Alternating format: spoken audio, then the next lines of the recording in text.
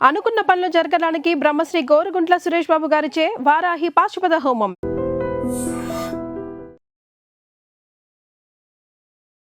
నమస్కారం, welcome to I dream. ధర్మ మార్గం విత్ విజిత కార్యక్రమానికి స్వాగతం.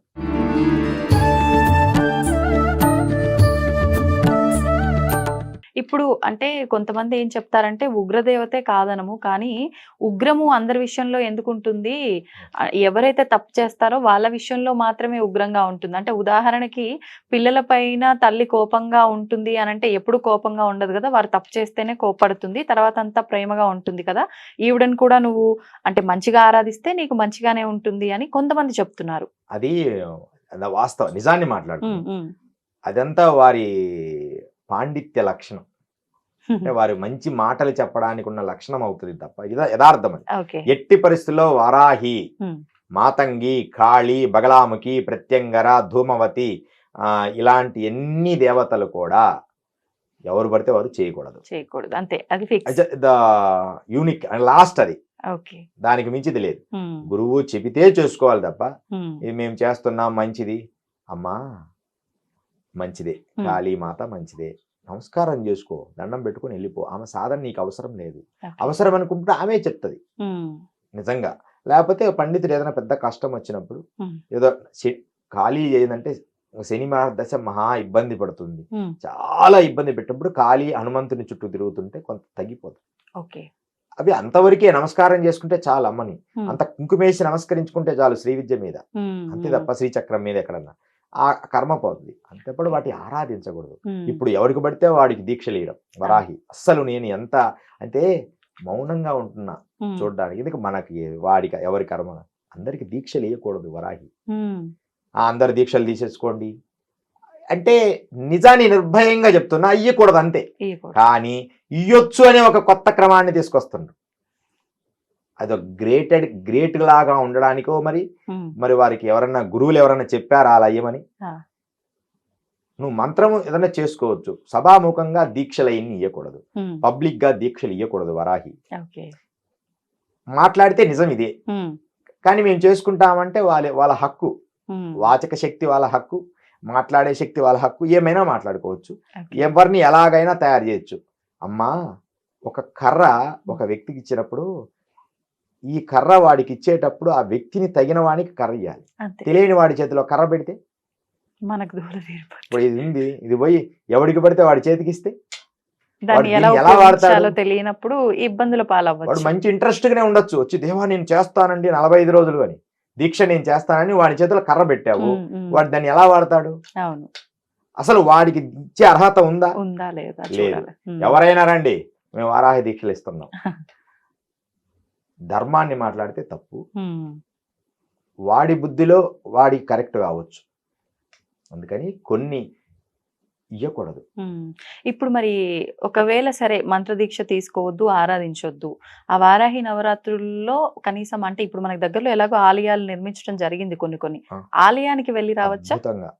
అద్భుతంగా వెళ్ళవచ్చు. సాయంత్రం నేను అంటున్నా బాగా గుర్తుపెట్టుకో, మీరు సాయంత్రం పూట మీ ఇంట్లో దీపం పెట్టుకొని వాయుమూలలో నేను చెప్పినట్టు మీ ఇంటి వాయుమూలలోకి వెళ్ళి అక్కడ పసుపు కుంకుమ పెట్టి అక్కడ ఒక దీపం పెట్టుకొని వాయుమూలగా కూర్చొని వారాహిదేవి మమ్మల్ని రక్షించు అని చెప్పి కొద్దిసేపు వారాహిని, ఓ దేవత వారాహి నమః అని, ఎవరి గురు పరంపర ఏం అవసరం లే, వారాహిని మనసులో స్మరించుకొని వాయుమూల నమస్కరించుకుంటే చాలు. ఏం దీపం అండి అంటే వారాహి అమ్మవారికి కంద దీపం అంటూ ఉంటారు? లేదు, కంద దీపము ఏం కాదు, జస్ట్ మీకు నచ్చిన దీపం ఒకటి. ఆ దీపము నీకు ఎదురుగా మూలలో ఉండాలి, వాయు మూల నుంచి మూలగా ఉండాలి, అంతే. ఆ మూలకు అధిపతి వరాహి, వాయుమూలలో అక్కడ పెట్టుకొని ఇలా త్రికోణం బొమ్మ వేసుకొని దాంట్లో పసుపు కుంకుమ పెట్టవచ్చు.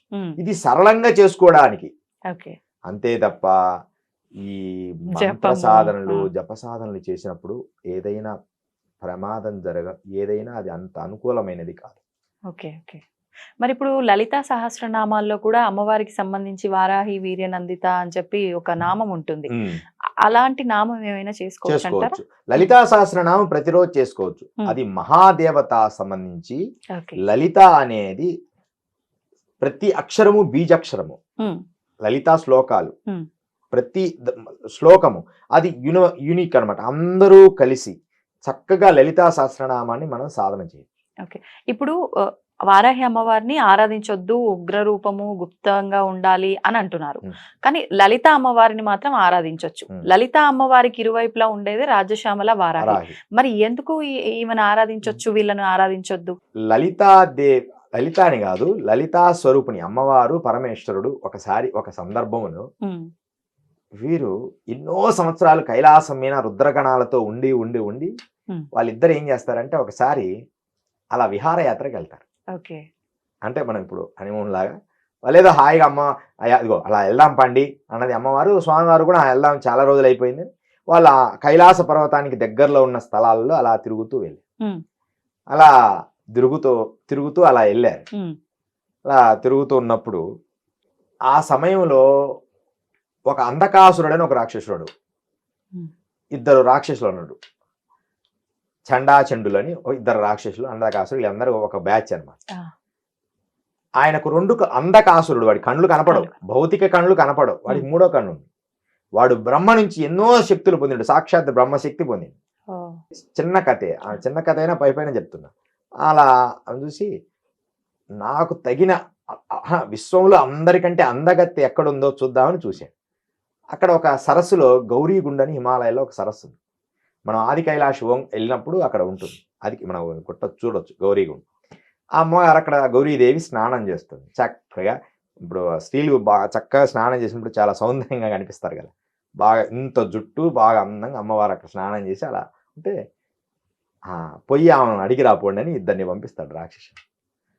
అయితే ఆమె అక్కడ ఉంటే దాని ముందు ఒక పెద్ద జటాజుటాలతో త్రిశూలం పట్టుకొని అలా పడుకొని అమ్మని చూస్తూ ఒక ఆయన ఉన్నాడు. వాడిని చూడగానే వీళ్ళకి భయం అయింది. అంటే వీళ్ళకంటే చాలా బలంగా చాలా శక్తిగా వాతన్నాడు. స్వామి పోయాం గాని అక్కడ ఒక ఆయన, ఆమె ఒక కాపలాగా ఒక ఆయన, సరిపోయిన ఆయన ఒక ఆయన ఉన్నాడు, ఆయనకు సంబంధించిన ఆవిడ అని వీళ్ళకి చెప్తారు. ఎవడైతే నాకేంటి అనేది వాడిని మాకు చేత కాదు స్వామి, ఆయన చూస్తేనే మాకు భయం అవుతుంది. ఆమెమో చాలా సౌందర్యవతి, ఈయనేమో జటాదోడాలతో అసలు ఎట్లంటే కపాలాలు వేసుకొని ఆమె కాపలగా. వీళ్ళు పోతాడు అంద కదా పోయి లేకపోతే యుద్ధం ప్రకటించారు. వీళ్ళు చిన్న ఏంది పిల్ల చేష్టాలు చేస్తున్నారు అని వీళ్ళు అనుకుంటారు. ఇద్దరు శివపార్వతి రాక హాయిగా వచ్చి ఏదో ప్రశాంతంగా తిరుగుదాం అనుకుంటే వీళ్ళు వచ్చి యుద్ధం అంటారు ఏందని. సరే అని చెప్పి అమ్మవారికి మరి వీళ్ళ మనస్సు డిస్టర్బ్ కాకూడదు, వీళ్ళ ఆనందం, వీళ్ళ చెదరని చిరునవ్వే ఉండాలి. వచ్చింది చెదరని చిరునవ్వు కోసం కదా. బయటికి పోయి చాలా మంది నువ్వు పెట్టచ్చు కావటం పిల్లు వీటి విషయం కొట్లాడకూడదు, వచ్చిన విషయం ఏంది, ఎంత హ్యాపీగా ఉండాలి. హనీమూన్ అయినప్పుడు ఎంత హ్యాపీ, బయటికి వెళ్ళినప్పుడు విహారయాత్రకి ఎంత ఆనందంగా ఉండాలి. నువ్వు మాట్లాడొచ్చు కదా, నువ్వు గట్ట ఇట్లాంటివి మాట్లాడకూడదు కదా, అలా హాయిగా జరగాలి కదా అని వాళ్ళు. అదే జీవితాన్ని తెలుస్తుందమ్మా ఇవన్నీ. ఇవన్నీ మన జీవితాలను సంస్కరించడానికి పుట్టిన కథలు పురాణాలు. వాటిని కరెక్ట్ గా అర్థం చేసుకుంటే ఎంత హాయిగా ఉంటుంది. ఒక చిన్న చిరునవ్వు సరేలే అని అప్పుడు అమ్మవారు ఏం చేస్తారు, ఆమె బ్రుకుటి ఆగ్నేయ చక్రం నుంచి వరాహి దేవతని మాతంగిని బయటికి తీస్తారు. తీసి ఇగో వీనికి అత్త ఏందో చూడండి, మేము హాయిగా అని ఒక రక్షణ వలయం ఏర్పాటు చేస్తుంది పెద్దగా. ఆ పర్వతాలన్నీ మధ్యలో ఆ ఏరియా దాటి రాకుండా ఎవరో రాక్షసులు హాయిగా అక్కడ ఉంటే వాళ్ళిద్దరు ఏం చేస్తారంటే రాక్షసుల గురించి వీళ్ళ మీద యుద్ధం ప్రకటిస్తారు. వీళ్ళిద్దరం యుద్ధం జరుగుతూ ఉంటుంది. ఆ యుద్ధం జరుగుతున్నప్పుడు వీళ్ళిద్దరు అలా పుడతారనమాట. వరాహి మాతంగి ఏ సమయంలో పుట్టారు, దేనికోసం పుట్టారు? రాక్షసులపై యుద్ధం కోసం, రక్షణ. వాళ్ళు యుద్ధం కోసం పుట్టిన వాళ్ళు కాబట్టి యుద్ధ లక్షణాలు ఉంటాయి వీళ్ళకి. అందుకనే రాజశ్యామలాదేవి ఒక యుద్ధం రాజకీయం, రహస్యంగా జరిగే ఒక యుద్ధం. అందుకని అందరు రాజశ్యామల చేయండి రాజ్యం వస్తుంది. యుద్ధం అది ఒక యుద్ధం. మంత్రాంగిణి ఈమెమో వరాహి యుద్ధం అంటే ఒక పెద్ద రాక్షసుడు ఒకళ్ళ మీద యుద్ధం చేయాలంటే రాక్షసుని ఆరాధిస్తారన్నమాట. యుద్ధం ఇది. అందుకని వీటిని ఆ సమయంలో పుట్టింది కాబట్టి మనం వాటిని జాగ్రత్తగా మనం ఆరాధించకూడదని అలా వచ్చింది. ఆ సమయంలోనే వాళ్ళు యుద్ధం చేస్తున్నారు. వాడేం చేస్తాడు, వాళ్ళేమో చచ్చిపోతుండ్రు, వీళ్ళేమో చనిపోయి మళ్ళీ బతుకుతుండ్రు. వాళ్ళ రాక్షసు చనిపోతుంది, వీళ్ళకి పవర్స్ కదా, వీళ్ళకి అమృతం శక్తి ఉంటుంది కాబట్టి. కానీ వీళ్ళల్లో నిరుత్సాహం కదా అంటే మానవ భావం ప్రయోగిస్తావు. మనుబాంబు అంటారు దాన్ని, అంటే మానవ బాంబు. మనస్సుల్ని డీలా పరిచే ఒక బాంబు వేస్తారు, వాయు బాంబు. ఆ పైనుంచేసి ఒకటి చిన్నది లోపల ప్రయోగించి వాళ్ళు వెళ్ళిపోతారు రాక్షసులు. ఈ జనాలందరూ ఉంటారు, అమ్మవారి తరపు వాళ్ళు, వాళ్ళందరే మేమెందుకు యుద్ధం, మరుసటి రోజు మేమెందుకు యుద్ధం చేయాలి, వాళ్ళు హ్యాపీగా ఉండడానికి మేము రక్షించాలనా, శివపార్వతుల మీద మేమెందుకు యుద్ధం చేయాలంటారు వీళ్ళ తరపున వాళ్ళు. వారాహి మా రాజశ్యామల వాళ్ళు ఆశ్చర్యపోతారు వీళ్ళిద్దరు. అరే ఏంది, నిన్నటి వరకు బాగానే ఉన్నారు, నిరుత్సాహంగా మాట్లాడుతున్నారు అని చెప్పి మళ్ళా లలితాదేవి దగ్గరికి అట్లా దూరంగా వాళ్ళిద్దరు అలా భార్యాభర్తలు. అప్పుడే పాపం ఎంత బాధ అనిపిస్తుందమ్మా. శివుడు అలా కూర్చుంటే ఆయన ఇలా చూస్తూ ఆయన పాదాల కొంచెం పై భాగంలో అలా కూర్చొని స్వామిని చూస్తుంటది. అక్కడ వచ్చి మాతంగి నిలబడుతుంది, అదే శ్యామలాదేవి. చూడంగానే తెలిసిపోయింది అవునా అని. ఆయన ఈ డిస్టర్బ్ కాకూడదు వీళ్ళిద్దరు హ్యాపీనెస్ అని జస్ట్ ఆయన భర్తని అలా నవ్వుతూ ఒక చిన్న చిరునవ్వు నవ్వుతుంది. చిరునవ్వు అట్లా అనగానే ఒక శక్తి పుట్టి దాంట్లో వల్లభ గణపతి పుడతాడు. ఆ తర్వాత కొంచెం అట్లని వీళ్ళది పోయింది కదా. ఇంకొకటి ఆమె హృదయం నుంచి బాలా త్రిపుర సుందరి పుడుతుంది. బాలా త్రిపుర సుందరి పోయి వీళ్ళల్లో ఉన్న మాయనంతా తీసేస్తుంది, నిరుత్సాహం అంతా పోగొడుతుంది. ఒక చిన్న పట్టులాంగా వేసుకొని ఒక పాప తిరిగితే ఎంత ఆనందంగా ఉంటుంది, హాయిగా ఎంత బాగుంది. వీళ్ళలో ఉన్న ఉత్సాహం పెరుగుతుంది ఇంట్లో. ఆ వల్లభ గణపతి ఏమో ఆకాశంలో నిలబడి ఎవరు పైనుంచి ఏమీ దాడి చేయకుండా రక్షిస్తుంటారు. ఇలా వీళ్ళందరూ కూడా యుద్ధ సమూహాలలో రక్షించుకోవడానికి పుట్టింది కాబట్టి వాళ్ళ లక్షణాలు మనం తొందరపడి ఆరాధించకూడదు. బాల ఏంటంటే ఓన్లీ బాలా పుట్టింది దేనికంటే హృదయం నుంచి, ప్రేమ స్వరూపిణి, పసిపిల్లలాగా అందరినీ ప్రేమించడానికి పుట్టింది కాబట్టి ఆమె ప్రేమ రూపిణి. వల్లభ గణపతి కూడా యుద్ధ రక్షణకు పుట్టిండు. ఏదైనా పెద్ద సమస్య వస్తే వల్లభ గణపతిని ఆరాధిస్తాం. తర్వాత అప్పుడు యుద్ధం ప్రకటించి వాళ్ళందరినీ ఇద్దరిని కొట్టేస్తారు. అంటే అందరినీ ఓడగొడతారు. కోపం తట్టుకోలేక ఇంకా పిల్లవాళ్ళు కదా, బ్రహ్మ తపస్సు చేశారు, యుద్ధం చేసి వాళ్ళందరినీ సంహరించారు కానీ వాళ్ళని ఏం అనలేదు రాక్షసులు. వీళ్ళ కార్యక్రమం అంతా అయ్యింది. అయ్యి ఇంకా కైలాసం మళ్ళీ నిదానంగా నడుచుకుంటూ అడుగులు వేసుకుంటూ వెళ్తుంటే వాడు వెనక నుంచి వచ్చి నీకు శక్తి లేదు, నీకు ఇది లేదని శివుడిని అంటుంటాడు. పోరా అంటే చిన్నపిల్లలు ఏదైనా అల్లరి చేసి పోరా అంటలే, పోరా అంటే పోడే వాడు ఎదురుగా వచ్చి నిలబడతాడు.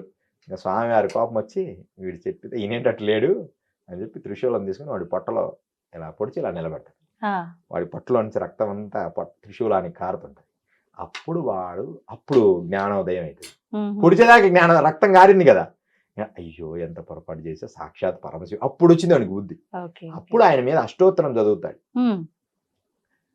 శివుడి మీద అష్టోత్తరం, ఆ అష్టోత్తరం ఇప్పుడు మనం చదువుకుంటున్నాం. అవునా? దాన్నే అంధకాసురాయ నమః అని ఒకటి వస్తుంది శ్లోకం. దాంట్లో అంధకాసురాయ నమః అనే ఒక అష్టోత్తరంలో శివుడు అష్టోత్తరం చదివినప్పుడు వస్తుంది, మీరు చూడండి. వాడు చదివాడు అనమాట ఇది. అందుకే అతని పేరుతో కూడా ఒక నామం వచ్చింది అనమాట. వాడిని పొడి చేస్తాడు, వాడు హంగాడికి ఆ అష్టోత్తరం చదివి వాడు క్లోజ్ అయిపోతాడు. అంటే భగవంతుడు ఎన్ని ఎందుకు చెప్తారంటే మనిషి జీవన విధానంలో ఎన్నో ఆటంకాలు వస్తాయి. ఆటంకాలు వచ్చినప్పుడు కూడా మన చెదరని చిరునవ్వుతో భార్యాభర్తలు హాయిగా ఉండాలి. కష్టాలు వచ్చినప్పుడు ఎలా ఉండాలి, నిలబడి ఉండాలి ధైర్యంగా. శివపార్వతులు కూడా వచ్చినాయనే కదా మనకు అర్థం.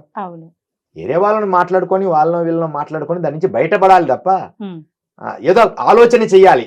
వాళ్ళను ఇంకొకరిని అడగడము, ఎవరన్నా ఫ్రెండ్షిప్ గా అమ్మ లలిత నువ్వు సహాయం చేయమని రాజశ్యామలాదేవిని, వారాహిని, ఆ వల్లభ గణపతిని, బాలా త్రిపుర సుందరి సహకారం తీసుకున్నారు. ఇది ఏంటంటే అర్థం, బాలా త్రిపుర సుందరి ఇంట్లో పిల్లల్ని చూసి సంతోషపడ్డాం కష్టం వచ్చినప్పుడు. గణపతి అంటే ఏదైనా మనకు అడ్డంగా ఉండి పైన పెద్దవాళ్ళు ఎవరన్నా సహకారం తీసుకోవడం. తర్వాత ఇరుగు పొరుగు వాళ్ళగా అంటే అటు ఇటు అంటే ఒక మంచి మంత్రాంగన తెలిసిన వాడు, అంటే ఈ పెద్ద మనిషి తరహా ఉండే శ్యామలాదేవిని తెలుసుకోవడం.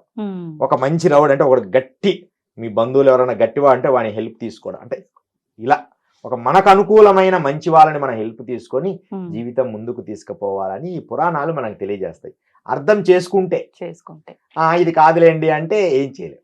అంటే ఇది కాదులేండి అనటం కూడా వాళ్ళు ఆడిచ్చే ఒక ఆట కాదంటారా? అంతే. మరి వాళ్ళే ఆడిస్తున్నప్పుడు మనం ఎంతటి వాళ్ళము అంటే ఆ అజ్ఞానం నుంచి బయటికి రావడానికి? అదే ఎన్ని మార్గాలు, స్పిరిచువల్ అనేది ఒక మార్గం, వాటి నుంచి మనం బయటికి రావాలి. అలా మనకు పెట్టినప్పుడే మన సమత బయటపడుతుంది. నువ్వు స్ట్రాంగ్ గా నిలబడుతున్నావా, టెస్ట్ చేస్తారా దేవుడు? నువ్వు స్ట్రాంగ్ గా నిలబడితేనే కదా దాని నుంచి బయటపడేది. నెక్స్ట్ టైం అది వచ్చినప్పుడు స్ట్రాంగ్ గా ఉంటాం. ఎంబడే ఏదైనా చిన్న పొరపాటు డీలా పడిపోయి అయ్యో ఇది సరే అరే హ్యూమన్, నీకు జరగలేదు అంటే బాధపడదు, జరిగిందనే దానికి ఎందుకు బాధపడతావు? ఎంతమందో అనేవాళ్ళు ఉంటారు. మనం మాత్రం మన కర్తవ్యాన్ని తీసుకొని భక్తి శ్రద్ధలతో దాన్ని ముందుకు తీసుకుపోతూ ఉండాలి. ఇట్లా మనకు వరాహి దేవత శక్తి ఇలా పుట్టింది. అందుకని వాళ్ళని అవసరమైనప్పుడు మనం గుప్త నవరాత్రులుగా ఆరాధించుకోవాలి తప్ప బయట ప్రపంచం ఎవ్వరూ చేయకూడదు.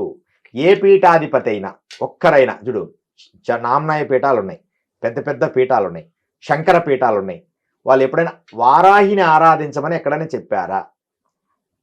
వాళ్ళ నోటెంబడి వరాహి అనే పేరు ఎక్కడైనా వచ్చిందా?